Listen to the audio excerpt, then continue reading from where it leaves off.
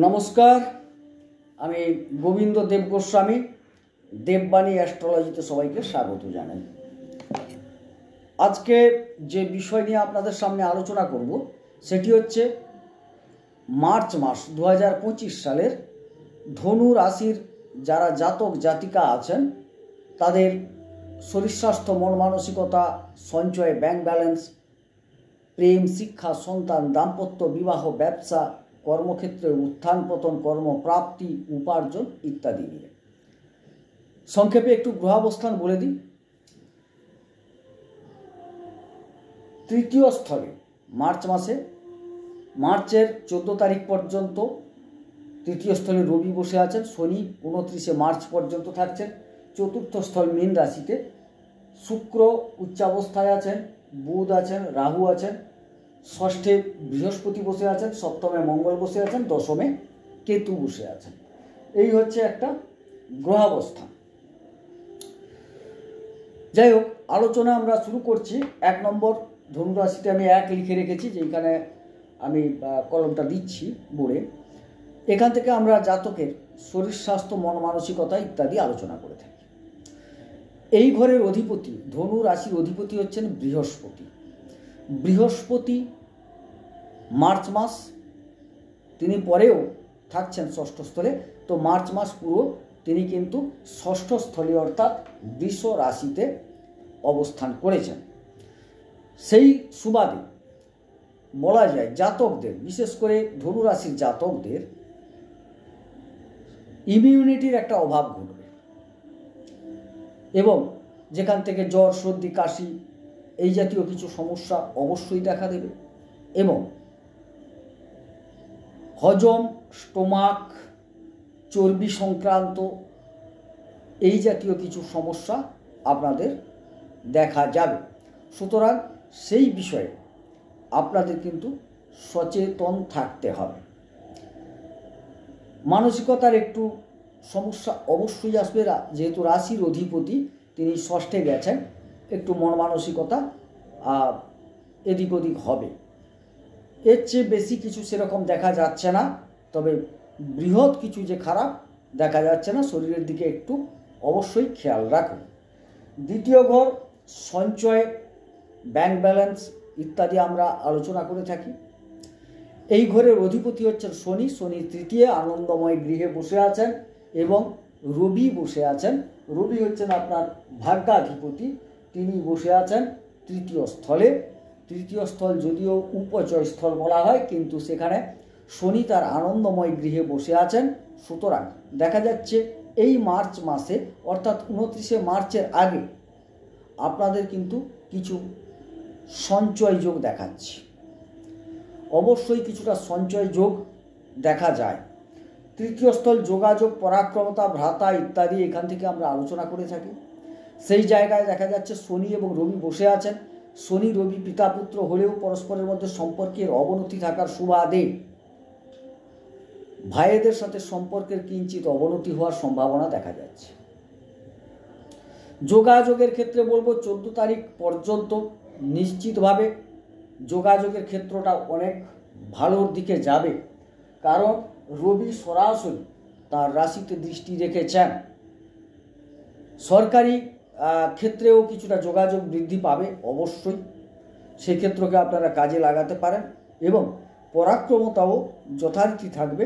তবে পরাক্রমতার জন্য আপনাকে একটু পরিশ্রম অধিক করতে হবে, কিন্তু আপনাকে একটু আমিত্ববোধটাকে ত্যাগ করতে হবে, অহংকারটাকে বর্জন করতে হবে, তাতে কিন্তু সুফল পাবেন। চতুর্থ ঘর থেকে আমরা মূলত আলোচনা করি মাস, যানবাহন, গৃহ ইত্যাদি বিষয়গুলো নিয়ে। সুখ মানে পারিবারিক শান্তি, যেটা সুখ আবার পঞ্চম থেকেই অধিক বিচার করা হয়ে থাকে। পারিবারিক যে বিষয়টা, এগুলো আমরা আলোচনা করে থাকি।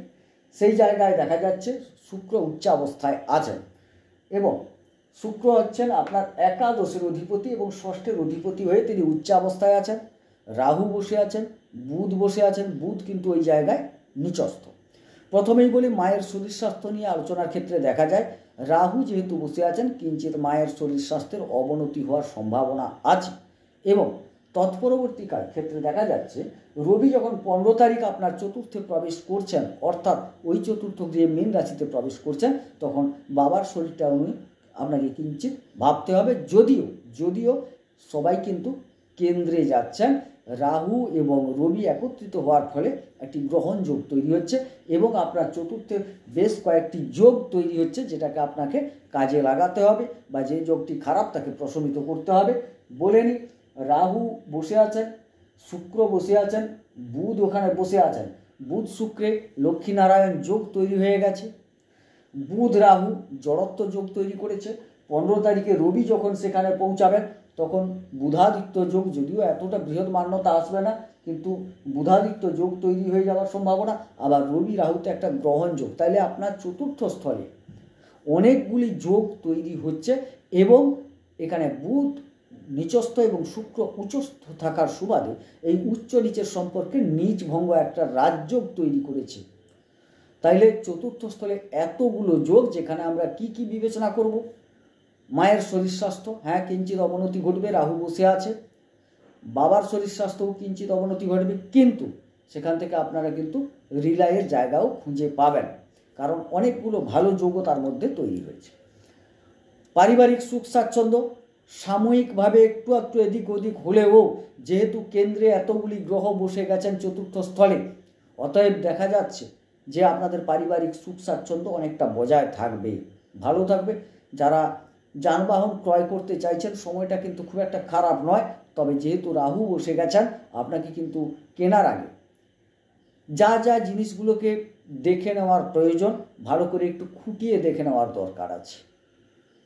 একাধিকবার একটু বুঝে নেন বিষয়টা, না হলে কিন্তু একটু সমস্যা তৈরি হতে পারে। বাট সময়টা কিন্তু যানবাহন ক্রয়ের পক্ষে ভালো, এবং যারা ফ্ল্যাট কিনতে চাইছেন, নতুন বাড়ি কিনতে চাইছেন, নতুন ঘরকে ডেকোরেট করতে চাইছেন, তাদের ক্ষেত্রেও সময়টা ভালো। কিন্তু সর্বক্ষেত্রে একটি কথা বলবো, যে আপনাকে কিন্তু একটু প্রত্যেকটা জিনিসকে একটু বুঝে নিতে হবে, ভালো করে বুঝে নিতে হবে, না হলে কিন্তু একটু লসের সম্ভাবনা দেখা যাচ্ছে। তো যাই হোক, পারিবারিক সুখ শান্তি বজায় থাকছে। হ্যাঁ, মাঝে মধ্যে রাহু একটু ভুল পথে পরিচালিত করলেও, যেহেতু নিজভঙ্গ রাজ্য আছে এবং রবি বুধ একত্রিত হচ্ছেন, লক্ষ্মীনারায়ণ যোগ তৈরি হয়েছে, সুতরাং খুব একটা খারাপ হবে না। সামান্য সাংসারিক সমস্যা আসবে, কিন্তু সেটা নিরসিত হবে। পঞ্চম স্থল শিক্ষা, প্রেম, সন্তান, এই বিষয়ে মূলত আলোচনা করা হয়। এই মেষ রাশির অধিপতি হচ্ছেন মঙ্গল, তিনি কিন্তু আবার লক্ষ্মীস্থলের অধিপতি অর্থাৎ কোণের অধিপতি হয়ে কেন্দ্রে গেছেন। সুতরাং দেখা যাচ্ছে যে যারা ছাত্রছাত্রী আছেন পড়াশোনার দিকটা যথেষ্ট ভালো, যারা কোনো উন্নত জায়গায় ভর্তি হতে চাইছেন সে সময়টাও আপনাদের পক্ষে ভালো যাবে, যারা পরীক্ষা দিতে চাইছেন নতুন নতুন ক্ষেত্রে তাদেরও সময়টা খুব একটা খারাপ যাবে না, সময়টা যথেষ্ট ভালো দেখাচ্ছে। প্রেমের ক্ষেত্রেও খুব একটা খারাপ নয়, তবে ঘটনা হচ্ছে আপনার নিজের রাশির অধিপতি যেহেতু ষষ্ঠে, সেক্ষেত্রে আপনার দিক থেকে কিছু ভুল বোঝাবুঝির কারণে সমস্যা তৈরি হবে, কিন্তু আপনার পার্টনারের দিক থেকে সে সমস্যাটা সৃষ্টি হবে না। সুতরাং আপনাকে নিজেকে আগে সংযত থাকতে হবে। সন্তান নেওয়ার ক্ষেত্রে সময়টা যথেষ্ট উপযোগী, যারা সন্তান গ্রহণ করতে চাইছেন অবশ্যই সময়টা আপনাকে সাথ দেবে। ষষ্ঠ ঘর হচ্ছে রিপু, ঋণ, রোগ, শত্রু। বৃহস্পতি বসে আছেন ওখানে, আপনাকে বলেছি আপনার কি কি রোগের জায়গাটা। শত্রুতার ক্ষেত্রে বলি, যেহেতু অধিপতি শুক্র উচ্চস্থ অবস্থায় আছেন এবং বৃহস্পতির মতো গ্রহ তিনি ষষ্ঠে বসে আছেন, সেখানে কিন্তু আপনার খুব সাধারণ ব্যক্তি আপনার সাথে শত্রুতা করে খুব একটা এঁটে উঠতে পারবে না বা টিকতে পারবে না। শত্রু অবদমিত অবশ্যই হবে, সেক্ষেত্রে কোনো সমস্যা নেই। তবে খুব উচ্চ শিক্ষিত গুরুস্থানীয় এইসব ব্যক্তিদের একটু সন্তুষ্ট করে চলুন, তাতে শুভ ফল পাবেন। আদারওয়াইজ ষষ্ঠ স্থল থেকে যা যা বিবেচনা করা হচ্ছে সেটা কিন্তু ভালো, যে খুব একটা আপনার সম্ভাবনা খারাপ নয়। সপ্তম স্থল বিবাহ, দাম্পত্য, ব্যবসা ইত্যাদি আমরা আলোচনা করে থাকি। এই সময়টা বিবাহের ক্ষেত্রে যথেষ্ট অনুকূল, কারণ পঞ্চমপতি যেহেতু সপ্তমে, অর্থাৎ লক্ষ্মীস্থলের অধিপতি কিন্তু নারায়ণ স্থলে অর্থাৎ কেন্দ্রে চলে এসেছেন। বিবাহের পক্ষে সময়টা ভালো, দাম্পত্য ক্ষেত্রেও খুব একটা খারাপ নয়, যদিও তার অধিপতি তিনিও চতুর্থে বসে আছেন, যদিও তিনি নিচস্থ বাট নিজভঙ্গ রাজযোগে আছেন। আপনাকে এখানে পরামর্শ দেব, দাম্পত্য ক্ষেত্রে আপনি আপনার বাক্যটাকে একটু সংযত করুন, না হলে কিন্তু আর দাম্পত্য ক্ষেত্রে যথেষ্ট ভালো দেখাচ্ছে। বিবাহ যারা করতে চাইছেন অবশ্যই সময়টা আপনাদের পক্ষে খুবই উপযোগী সময়। ব্যবসার ক্ষেত্রে বলি, ব্যবসাও খারাপ যাবে না, কারণ মঙ্গল বসে আছেন এবং এর অধিপতি চতুর্থে কেন্দ্রেই বসছেন, অর্থাৎ কেন্দ্রের অধিপতি গিয়ে কেন্দ্রে বসছেন। যদিও এই জায়গাটা তার নিচস্থ, কিন্তু আপনাকে বলেছি যে যেহেতু নিজভঙ্গ রাজযোগে আছেন শুভ ফল দেবেন, অতএব কেন্দ্রের অধিপতি কেন্দ্রে গেছেন, যথেষ্ট ভালো ফল পাবেন। ব্যবসা যারা করতে চাইছেন সময়টা ভালো নিশ্চিতভাবে বলা যায়। অষ্টম একটা পরিবর্তন, কিছু ক্ষয়ক্ষতি ইত্যাদি বোঝানো হয়। এখান থেকে দেখা যাচ্ছে রাহুর একটি দৃষ্টি পড়ে আছে এই অষ্টমে। এই জায়গায় আপনাকে কিন্তু একটু সচেতনভাবে চলতে হবে। রাস্তাঘাট ইত্যাদি যারা ড্রাইভিং করেন তাদের একটু সচেতন থাকতে হবে। মন মানসিকতা মাঝে মাঝে একটু ডিস্টার্ব হওয়ার সম্ভাবনা তৈরিও হয়ে যেতে পারে, সেই ক্ষেত্রে কিন্তু আপনাকে সচেতন থাকতে হবে। এবং যে কিছু পরিবর্তন দেখবেন সেখানে একটু, আমি বারবার বলেছি, কিছু লাইফস্টাইলের পরিবর্তন হতে পারে, কর্মক্ষেত্রে পরিবর্তন আসতে পারে, কিছু পরিবর্তন এক্ষেত্রে কিন্তু আপনাকে একটু দেখে বুঝে শুনে নিতে হবে। নবম স্থল ভাগ্য, যেটা মূল একটা গুরুত্বপূর্ণ জায়গা, এর অধিপতি হচ্ছেন রবি। রবি কিন্তু বর্তমান 14 তারিখ পর্যন্ত আপনার থার্ড হাউসে বসে তিনি পরাক্রমতার জায়গায় বসছেন, দিয়ে কিন্তু আপনার ভাগ্যস্থলে অর্থাৎ স্বগৃহে স্বরাশিতে তিনি কিন্তু দৃষ্টি রেখেছেন। সুতরাং 14 তারিখ পর্যন্ত আপনার পরাক্রমতা যথেষ্ট বজায় থাকবে, ভাগ্য পূর্ণ সাথ দেবে আপনাকে। যদিও কিছুটা বিলম্বিত হবে প্রত্যেকটা কাজ হতে, যেহেতু শনিও বসে আছেন তার দৃষ্টি রেখেছেন, শনি কিন্তু বিলম্বের কারক গ্রহ, কিন্তু রবি যেহেতু সরাসরি দৃষ্টি রেখেছেন নিজের ঘরে নিজের রাশিতে, সুতরাং ভাগ্যের পরিপূর্ণ সহযোগিতা আপনি পেতে চলেছেন। এবং 15 তারিখ আবার চতুর্থে চলে যাচ্ছেন, কেন্দ্রে চলে যাচ্ছেন, সুতরাং রবি আপনাকে মোটামুটি একটা ভালো ফল দিতে চলেছেন, পরাক্রমতা বজায় থাকবে। এবং আপনারা হয়তো সরকারি কাজ যারা খুঁজছেন বা কর্মক্ষেত্রে যারা কর্ম করার জন্য প্রচুর চেষ্টা করছেন, সময়কালটা খুব একটা খারাপ নয়, আপনারা চেষ্টা করে দেখতে পারেন। আপনার জন্মকুণ্ডলী যদি একটু সাপোর্ট করে অবশ্যই কর্মপ্রাপ্তির যোগ দেখা যাচ্ছে ভাগ্যের সহায়তায়। কারণ এই যে দশমের অধিপতি, কর্মের ঘর, এর অধিপতি কিন্তু আপনার চতুর্থে নিজভঙ্গ রাজযোগে বসে আছেন, রবি আবার ওখানে যুক্ত হয়ে যাচ্ছেন, সুতরাং একটা কর্মপ্রাপ্তি যোগ অবশ্যই তৈরি হবে। এক্ষেত্রটা জোর গলায় বলা যায়। সুতরাং আপনারা যারা কাজ করতে চাইছেন, চেষ্টা করছেন কর্মপ্রাপ্তির জন্য, আপনারা চেষ্টাটা চালিয়ে যান, অবশ্যই সময়টা অনেকটা আপনার ফেভারে কাজ করবে। তবে দশমে কেতু বসে আছেন, যারা কিছু সেলফ এমপ্লয়ি আছেন তাদের মধ্যে একটা অসন্তোষ কাজ করবে। অনেকটা হওয়ার ছিল, পাওয়ার ছিল, কাজটা হচ্ছে না, কাজটা করতে পারলাম না, মনোমতো করতে পারলাম না, এরকম একটা অসন্তোষ কিন্তু আপনার মধ্যে থাকবে। একাদশ ঘর উপার্জন লাভস্থল, এর অধিপতি কিন্তু চতুর্থে উচ্চাবস্থায় আছেন।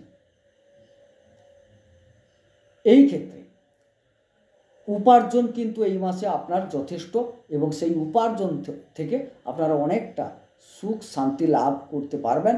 সুতরাং যেহেতু শুক্র উচ্চাবস্থায় আছেন, বুধ গিয়ে পৌঁছেছেন, নিজভঙ্গ রাজযোগ তৈরি হয়েছে, আচ্ছা শুক্রাদিত্য যোগ তৈরি হবে, বুধাদিত্য যোগ তৈরি হবে, সব চতুর্থে।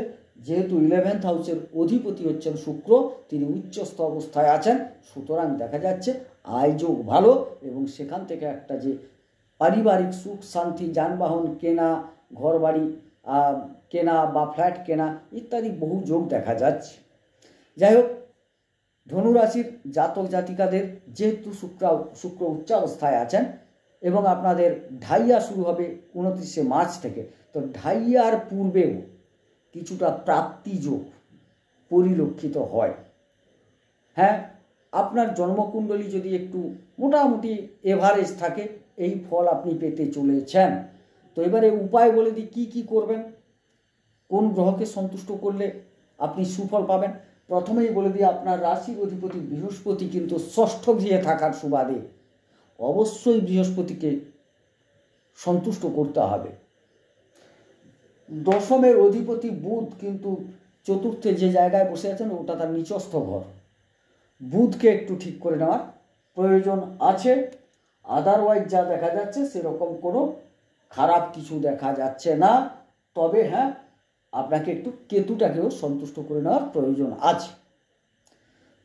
কিভাবে করবেন না, যারা দীক্ষিত নন তারা প্রণাম মন্ত্র বলে প্রণাম করুন, তাতে গ্রহগণ সন্তুষ্ট হবেন অবশ্যই। এবারে আপনাকে প্রথমে বললাম যে বৃহস্পতিকে আপনাকে কিন্তু ঠিক করে নিতে হবে। তো বৃহস্পতিকে একটু প্রণাম করুন, আমি যে মন্ত্রটি বলছি ওই মন্ত্রটি বলে প্রণাম করুন। দেবতানাং ঋষীণাঞ্চ গুরুং কনক সন্নিভম বন্দে ভূতং ত্রিলোকেশং তং নমামি বৃহস্পতিম। এই বলে বৃহস্পতিকে প্রণাম করুন, যথেষ্ট শুভ ফল পাবেন। কারণ রাশির অধিপতি ষষ্ঠে, সুতরাং তাকে অবশ্যই আপনাকে সন্তুষ্ট করা উচিত এবং করতে হবে। এবং আপনি বুধকে একটু সন্তুষ্ট করুন, এটারও প্রয়োজন আছে। প্রণাম করুন বুধকে এবং তাকে সন্তুষ্ট করুন। প্রিয়ঙ্গ কলিকা শ্যামং রূপেণ প্রতিমং বুধম সৌম্যং সর্বগুণোপেতং নমামি শশিনঃ সুতম। এই বলে বুধকে প্রণাম জানান। আর কেতুকে বলছি কেন, কেতু আপনার দশম স্থলে বসে একটু অসন্তোষ তৈরি করবে। সেই অসন্তোষটা যাতে না আসে আপনার মধ্যে, সেই জন্য কেতুকেও আপনি প্রণাম জানান, তাতে যথেষ্ট উপকৃত হবেন। যাই হোক, প্রণাম করুন কেতুকে। এই বলে পলাল ধূম সংকাশং তারাগ্রহ বিমর্দকম রৌদ্রং রুদ্রাত্মকজং ক্রূরং তং কেতুং প্রণমাম্যহম। আবারও বলছি, পলাল ধূম সংকাশং তারাগ্রহ বিমর্দকম রৌদ্রং রুদ্রাত্মকম ক্রূরং তং কেতুং প্রণমাম্যহম। এই বলে কেতুকে প্রণাম জানান, যথেষ্ট উপকৃত হবেন। আর যারা দীক্ষিত ব্যক্তি আছেন তাদের বলবো আপনারা বীজ জপ করতে পারেন, তাতে কিন্তু অনেকটা উপকৃত হবেন। আপনি প্রথমেই বলি বৃহস্পতির বীজ জপ করুন। প্রথমে যেহেতু রাশিপতি ষষ্ঠে, আপনাকে বৃহস্পতির বীজ জপটা করে নিতে হবে।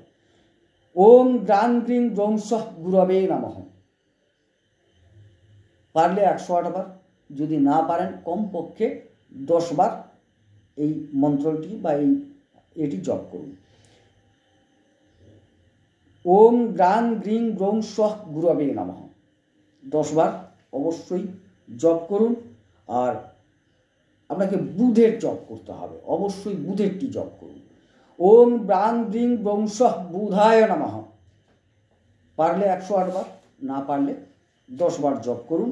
এবং কেতুকে একটু শান্ত করার জন্য ওম সাং সিং সোং সঃ কেতবে নমঃ, এই মন্ত্রটি বলে কেতুকে জপ করুন এবং প্রণাম জানান, তাতে কিন্তু যথেষ্ট উপকৃত হবেন।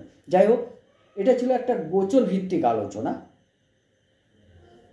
সূচকমূলক আলোচনা। অর্থাৎ বর্তমান গ্রহাবস্থান এই থাকার সুবাদে ধনুরাশির জাতকদের এইরকম একটা ঘটতে চলেছে।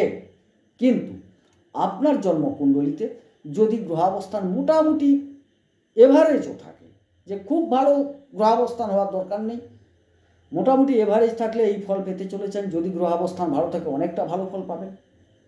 দেখা গেল বৃহস্পতি ষষ্ঠী আপনার বর্তমান গোচরে দেখা যাচ্ছে, কিন্তু আপনার জন্মকুণ্ডলিতে দেখা গেল বৃহস্পতি নবমে বসে আছেন, বা বৃহস্পতি আপনার পঞ্চমে বসে আছেন, কেন্দ্রে বসে আছেন, ভালো জায়গায় বসে আছেন, তাইলে কি হবে?